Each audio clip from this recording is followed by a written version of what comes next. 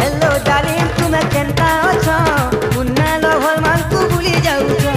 hello darling तुमे केनता अछ मुन्ना lover मान तू भूली जाउछ